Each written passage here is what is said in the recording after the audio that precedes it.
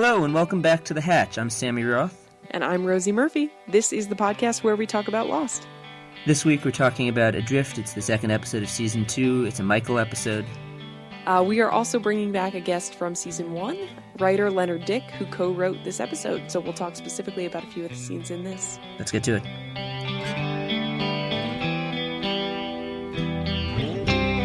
So, we always start on The Hatch with hot takes. Rosie, let's hear your hot take. I have multiple hot takes. Can I share two? You think I'm going to say no? You might. I don't know. There are rules. All the hot takes. Let's do it. So both of them take place in The Hatch. First is, what a gamble it is when John Locke says yes to Desmond's question of, are you him? Right? Like, Desmond looks just deranged throughout his interactions with Locke and Kate. He has a gun pointed at them. He is clearly willing to hurt them. And he asks the most ambiguous possible question, are you him? And Locke just pauses and looks at him and says, Yes. Yes, I am.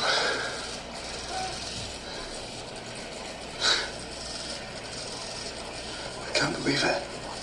You're finally here. Well,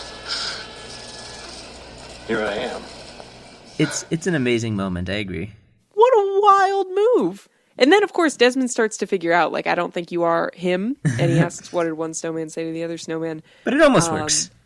But it almost works, or it works for a time. Anyway, and my second is when, after Locke has locked Kate in the Dharma pantry, and she is, like, this is a very intense moment. He's given her the means to escape. She needs to climb up into the vent so that she can save the day. But she spies a box of candy bars. And she takes one and she takes a bite. And then she stuffs a whole bunch of them into her pockets. And that is some extremely relatable content. Because it has been 44 days and you just discovered a whole stash of candy bar. I would have done the same thing. Anyway, Sammy, what's your hot take? Okay. So my hot take. I want to apologize to you in advance because I'm going to revive here probably our arguments about Michael and Susan from Season 1. That's okay. I remember last time we talked about this, by the end of it, I think we were both sort of feeling like we had heard each other's points of view and there was some nuance here and maybe each of us had been a little too extreme. I take it all back. My views on Susan were not too extreme. I was furious watching these flashbacks. It was so bad, and I just thought like the scene with the lawyer where Susan's lawyer is asking Michael all those questions about, why aren't you part of Walt's life? Why don't you know this about him? Why don't you know that about him? How can you say... So the lawyer is mean. The lawyer is mean, and Susan is sitting there silently watching it because this is what she wants. Yes, and because she's a lawyer and she knows that this is how things work. This is how things work when you want to take the kid away from the other parent, absolutely. To give the kid a better life. So why do you think Susan thinks that she should give the kid a better life and with her, and that's the right reason? What's her thinking about that? So, mostly when I watch these scenes, I just feel sad. I feel sad for everybody involved. For Michael and for Walt. And even a little bit for Susan, even though I know she ultimately gets what she wants. The reason I feel so sad is the scene where Susan asks to talk to Michael alone, without the lawyers. And she allows him, he kind of says his piece and says Walt should stay with his father, which is an absolutely valid point of view. I don't disagree with him. But she says, Michael, we're not together. You're not working. Whereas I am going to be a partner in a law firm in Rome. I can give Walt everything he needs. And we're not together. He has to go with one of us. And it makes more, it's better for him to come with me. I think there is validity to that argument. And part of the reason this story is so sad is that there's all this shame associated with that for Michael, right? Like deep down, he knows that he is not financially equipped, or, he knows that he is Walt's father and he very much wants to be his parent. That's not the problem. But he knows that he's not in a situation that can allow him to sort of give Walt what he needs, at least compared to what Susan's offering. And I think that that's what makes Michael's story so sad, I agree that it's sad, but here's where my perspective on it diverges from yours. I think there was never any question that, Walt was going to live with and be primarily raised by Susan, right? I mean, that has kind of been a given here since the beginning and is not even something really that Michael has argued with. What Michael wants is to be part of Walt's life in some way, to be able to spend time with him, to visit him. What Susan wants is for Michael to have no role in Walt's life whatsoever, and for Michael to never be able to see Walt again. Susan wants the new boyfriend to adopt him. She wants to take him out of the country, and she wants Michael to relinquish all claim to parentship or to, guardianship or whatnot. And that is what really, makes my skin crawl because, yes, she is more financially equipped, but she's and Michael has had this terrible accident and, is struggling financially before that and doesn't have the money that she does. But she's using that, financial power basically to shame Michael not only into, Michael not being the primary parent, which he's already accepted, but into Michael giving up Walt and his life forever. And that, I think, is not only extremely unfair, but extremely selfish of Susan. Yeah, I mean, so, as established, I don't think we're going to come to a consensus on this. Neither of us is going to convince the other. I disagree. I'm going to convince you eventually. You are absolutely not. Well, at least not yet. I don't know. I mean, I see what you're saying. I agree that this is absolute shit for Michael. But I think the difference here is in our belief about Susan's intentions, right? You believe Susan's doing this because she wants Michael out of Walt's life.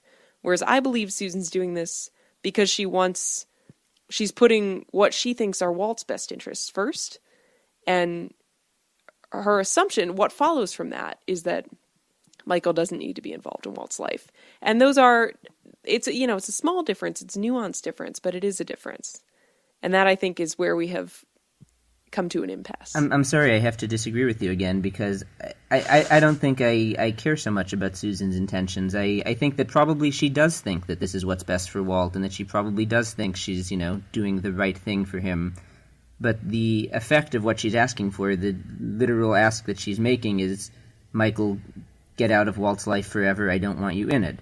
And the way she's able to pressure him into that legally stems from the fact that she has already removed Walt from his life at this point and made it difficult for him to, show that he has any kind of relationship with Walt through no fault of his own. That's not what Michael wanted ever. So what's funny to me about the fact that we so vociferously disagree about Michael and Susan is that nobody really has a strong opinion about Michael. He's not one of these characters like Jack, who is some people adore him and some people hate him. I feel like most Lost fans kind of feel about Michael, his story's really sad, and watching his episodes just made me sad, which is true. So, listeners, I hope you're not bored by this argument. Yeah. I think it's also fun that we almost always agree on things, and it's fun to have a point of difference, so we might be playing that up a little bit. I don't know about you, I'm not playing that up. It's real for me. No, but you're right. Michael, it's certainly the first time I watched the show, and maybe this can be my hindsight since I didn't do a hindsight, but I definitely did not have a strong opinion about Michael the first time I watched. I think I was sort of mildly annoyed by him. Yeah, similar. Yeah. And just whenever it would be a Michael episode, I would just feel a Michael episode. It's a Michael episode. Yeah. But for whatever reason, now that we're paying close attention and talking about it, it's just I don't know, maybe his story, because it's so disconnected from many of the crazy mythology stuff a lot of the time. I don't know, maybe it gets lost when it's not having to do with fate or free will or, the Dharma Initiative, but it's a really powerful story. Could you make the argument that Michael is the only character who basically does not care that they are on the island? The island itself plays no real role in Michael's story except as a backdrop. He would be trying to get Walt back. I mean, the sad thing is he's kind of been trying to get Walt back all his life. I know. Or I mean, he has tried in several very intense moments to get Walt back. I don't guess we don't really know what happened between ages 2 and 8. But this is just, I mean, everyone for everyone, the island is kind of a continuation of their story. But you're right. I think especially so for Michael. I mean, it changes the actions that he's taking, on a day-to-day basis. But right, because he is given the assignment, go free Ben Linus, and you'll get, right. That would not happen if they were in New York. But in terms of what he cares about and what the focus of his, mental energies is, you're right. It would have been 100% Walt if they hadn't crashed, and it's 100% Walt after they do crash. I have a question about present Michael. Why do he and Sawyer decide to try to part ways after the raft blows up and they're both floating there? That seems dumb. I understand that everybody's mad at everybody, but that seems like a recipe for both of them dying. I was thinking the same thing, especially when there's sharks in the water and Sawyer was shot, and it was pretty phenomenally stupid when Sawyer got off of the driftwood and swam over to different driftwood. Right. Yeah, I don't know. I was thinking about that. And this is a point that Leonard Dick will make, so not to spoil even more of the interview, but he basically had some commentary about how after Walt gets taken away, the only thing that Michael cares about is getting Walt back. And so, rewatching the episode with that in mind, it made me think, okay, I sort of get here why Michael is being such an asshole to Sawyer, because Michael doesn't even care about Sawyer at this point. No, and Sawyer has given him nothing to care about, right? Sawyer's never been particularly good to him. No, Michael just has all of this anger and, fury because of what's happened to Walt, and he's so upset, understandably, and that all, I think that's what happens, that just gets taken out on Sawyer. I have more trouble explaining why it is that Sawyer gives Michael such a hard time here, because that just seems less explicable. Yeah. I mean, I know we have discussed that Sawyer is a garden variety asshole, but this seems above and beyond. It really does. It really does. What would be above garden variety? Like a seasonal, specially grown sort of thing. Not just something that comes out of the backyard, but a real peach. But so something I was thinking about watching the raft scene is that Michael makes a couple of times he makes the point to Sawyer, you're not a parent, you've never had to care for anybody, etc. We find out later that Sawyer is a parent. And for a number of years, right, he's been paying into this trust fund for this daughter. Holy shit, I forgot about that. Remember that? No, I did not remember that. Damn. Yeah, it's a pretty small plot point. But I immediately thought of that, because there's a point when Michael says, you're not a parent, or you're not a father. And Sawyer... I have no idea if that had been written into the story at this point or not. I don't remember when we get that flashback, but Sawyer gets a real look of conflict and doesn't respond to that assertion. Or maybe it's the second one where he says you've never had to care for anybody in your life. But Sawyer too. I mean, it's not the same. It's certainly not the same, but if you remember in that story of Sawyer's, the woman that he was with, and that was the woman that he actually fell in love with and, was going to leave the con life for or whatever. But, she told him she was pregnant and she wanted him to have nothing to do with her or with the baby forever. But Sawyer found out her name and went to a bank and opened a trust in her name. I mean, he never got to know this child, but he and Michael have more in common than they think. Yeah. Wow, I really had not thought about that. Huh. It is pretty hard to watch some of those scenes with Michael and Sawyer. Yeah. Yeah, it's intense. Yeah. The bit where Sawyer pulls the bullet out of his shoulder and then...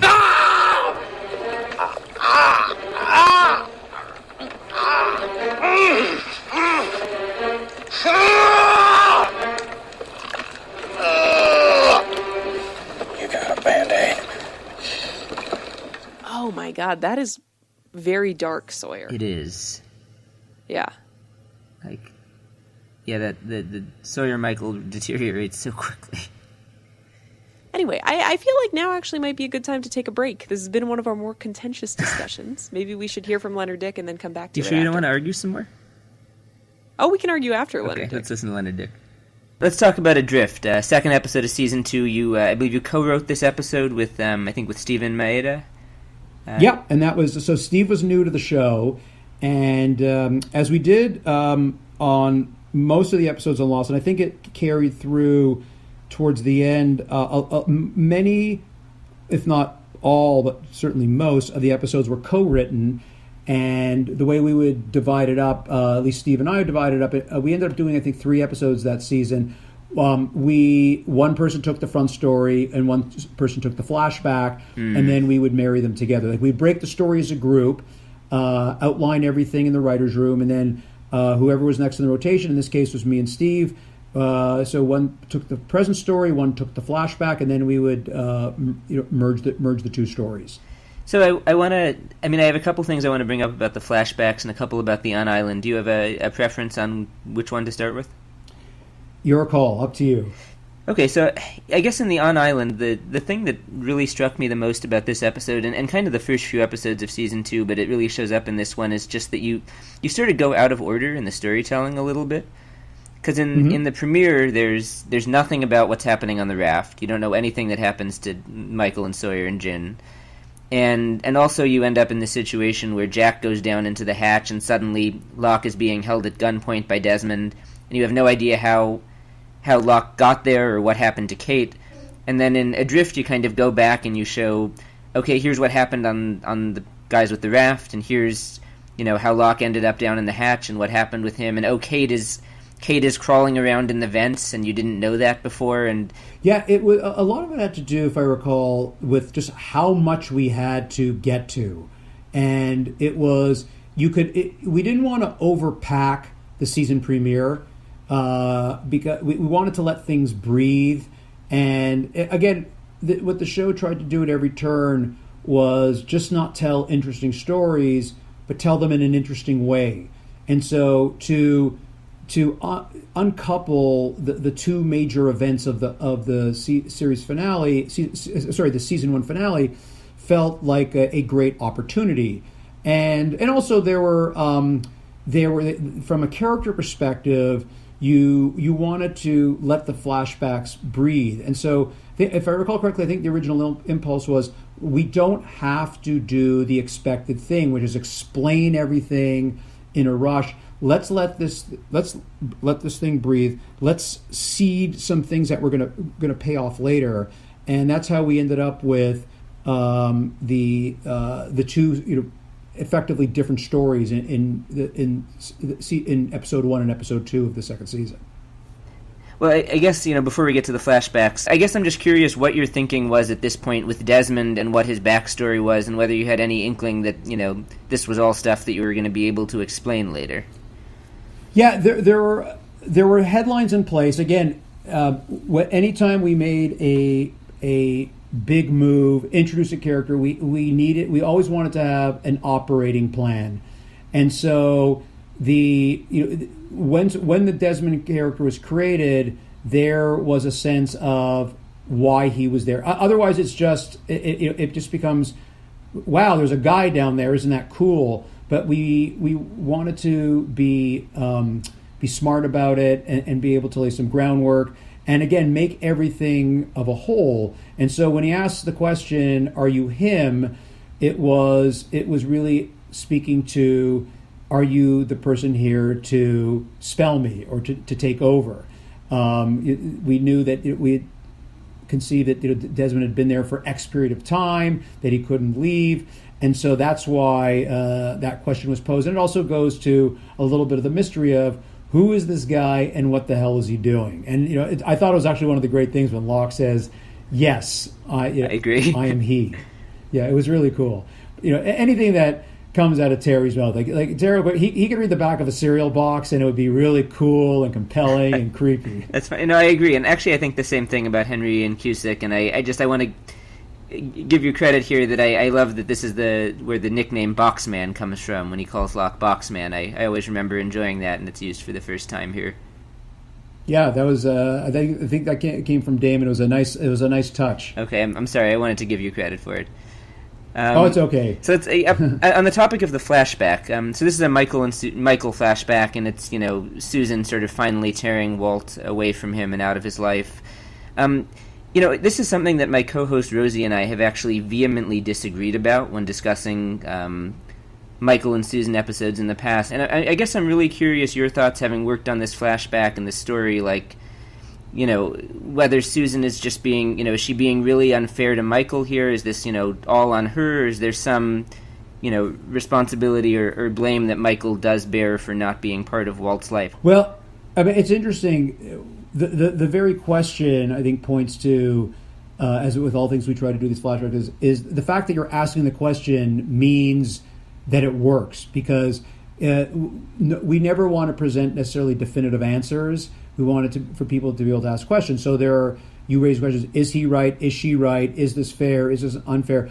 The one sort of larger thematic element that we always wanted to address was whether something is right or wrong on the island. You have a chance to correct it. And what was interesting, while you're talking about the flashback, and we're talking about the island story earlier, is what this flashback led to was a very intense discussion in our writers' room about Michael on the island going forward. When Michael returns to the group, what is happening with Michael? Like, how do you put Michael in stories? And we had a really heated discussion, and one of the points that was made, and I'm one of the ones who argue this quite vociferously, is that all he's going to care about is getting his son. Until he gets his son, he will not rest, which means it's very hard to do anything else with Michael. He's going to be 100% focused on his son, and and I think part of that came from how the flashback ended up unfolding, and Mike's emotional investment in Walt and how important that is. And I had young kids, and I completely projected that what would have happened if Walt was my kid, and I would have been a zealot about finding my son. So that actually informed what we did with Michael, how he conducted himself from that point, from the moment you see him back in that episode until he is able to find Walt later in the season. So I guess that's got to be how you get to the point of the storyline becomes Michael kills a couple people to get Walt back. Exactly. There is no mercy, and it ended up in a great way, really fueling the character, giving the actor a real intensity to play, and it really felt emotionally honest. I mean, for all of the supernatural elements and the polar bears and the island moving, it comes back to what and of course I'm biased, what makes Lost so special is it was really an emotionally honest show. People wrestling with feelings and mistakes, and how do you correct things from the past? How do you change for the future? It's all really simple stuff. So something as simple as a father trying to find his abducted son ends up having an exponential effect on the story, on the character, and it ends up giving you some wonderful moments in the series. It does, and it's always been a little confusing to me. I think Michael gets kind of a bad rap among fans. He just doesn't seem to be the most popular character, and people always make fun of him screaming, Walt, Walt, Walt, and it's like it becomes a meme before we had memes, I think. But I'd forgotten you had the scene in this episode where he's screaming Walt's name on the wreckage of the raft, and Sawyer is complaining at him, stop yelling. And Michael's, I think, very logical explanation is, the only thing I care about is getting my son back, and if there's any chance he can hear me so that he knows I'm alive, I'm going to keep screaming his name. And so to me, it makes perfect sense, and the explanation of it being single-minded, I don't see how you could have done anything else with the character. Well, yeah, and what was interesting was Sawyer. It's funny, the Sawyer-Michael conflict in that, in some ways, echoed a little bit of this discussion we had in the writers' room. And there are a couple of us who had kids, and a couple of the writers who didn't have kids, and so Sawyer represented maybe a point of view of somebody that you can't do what you're doing you have to think differently. And then those of us with kids would say, you can't tell us to think rationally or logically. We're singularly focused on the most important thing, which is our kid. So it ended up being a nice metaphor for discussions that we had in our group. I'm so curious now, and I won't ask you to name names, but what did some of the other people in the writer's room want to do with Michael, if not what you did? I don't remember specifically, but I think the larger point was simply that they thought that Michael would be able to be involved in other stories, that there was nothing he could do because no one knew what had happened, no one knew about the others, etc. And so when you're talking about the next story, and you're thinking about, well, how do we use our characters? Maybe it's Hurley, maybe it's Michael, and then we say, hold on, Michael's not getting involved in that storyline because he's singularly focused on finding Walt, and that's how it would manifest. That's how you would get the differences of opinion. Yeah, I know I already asked you this, but I'll try one more time here. Are you sure you don't want to help settle the debate between me and Rosie about Michael and Susan? Can you? I will remain agnostic.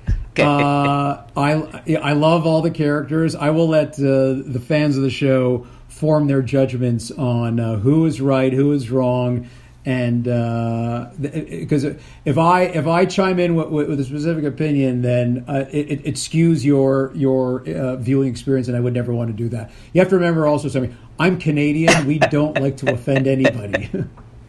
That's okay. I won't ask it again, and I understand. I'm just a little disappointed, just a little bit. I don't know. I don't know why I'm inclined to trust Susan or her intentions. Maybe it's because she went on to play that character on House, who I really liked. Who was she on House? She was the oh no, I'm sorry. She was on Bones. Okay, haven't seen Bones. She was like the boss of the lab on Bones, which was a show I loved at one time. But so maybe I'm just inclined to think well of her. But like nothing that she does. And maybe this is just because she is like a super cool, calm, collected lawyer, tells me that she has any malice toward Michael. I understand like how shitty this is. And I understand that of course he wants to be involved in Walt's life. And of course there's a very good argument that he should be involved in Walt's life. He's his father. But you're inclined to trust Susan, which I think is interesting. Yeah, I don't know why that is. Yeah, I don't know. I feel like personally I haven't seen anything from Susan that would make me feel the same way about her. Right. And it's not like we get a ton from Susan. I mean, it's all pretty sparse. But that's true. I don't know. I mean, we never see her. We have such in Lost, like there's a lot of complexity, but it's generally pretty clear who we're supposed to hate. Like in the various flashbacks, there are definitely characters who are treating others like Locke's badly. father, or yeah, the guy who tricked Sawyer into killing someone else. Well, that's probably the worst. But like Susan, it's not clear to me. Like it's clear to me that Michael's story is a tragedy, but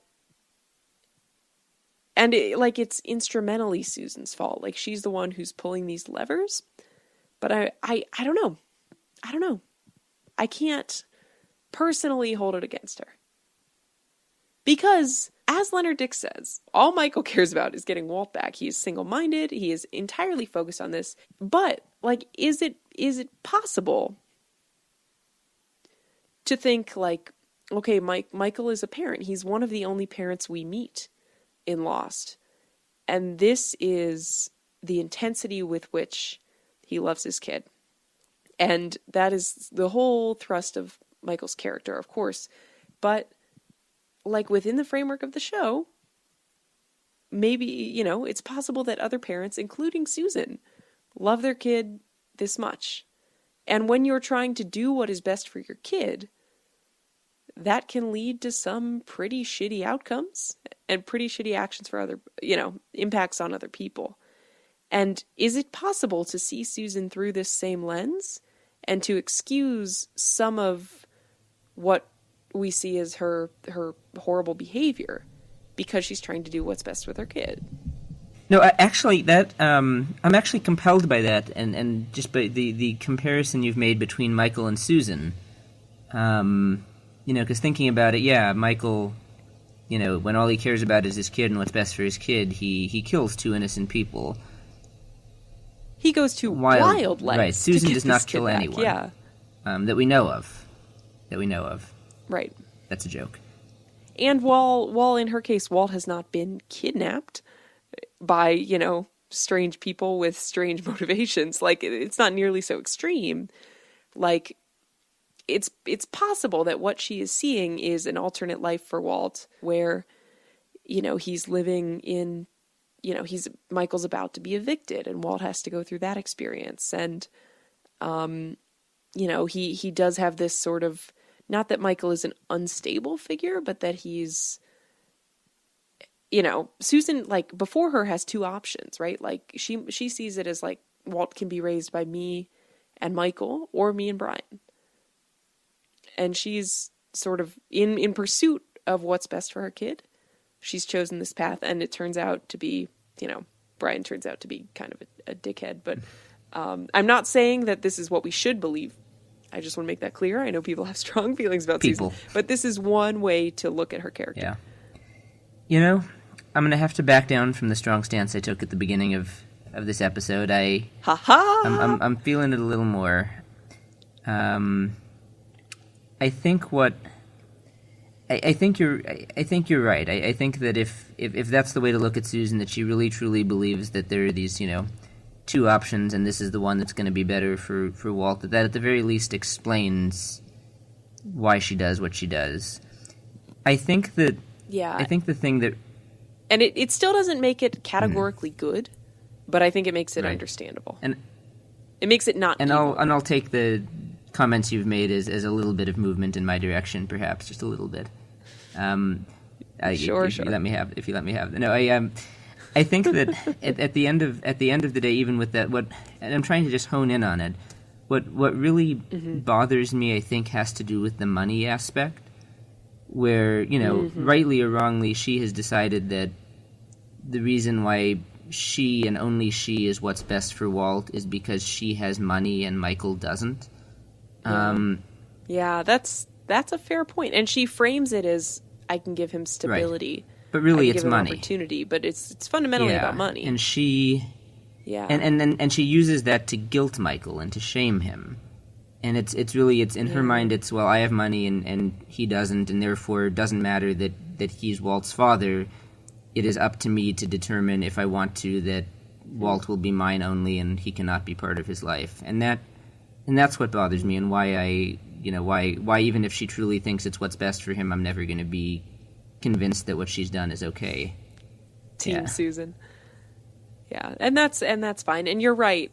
You're very right about the guilt and shame, and the way that, I mean, that more than anything seems like what drives Michael's desperation. Like, in the rest of the arc of season 2, and even back in season 1, it seems like he's really acting out of a desire, like,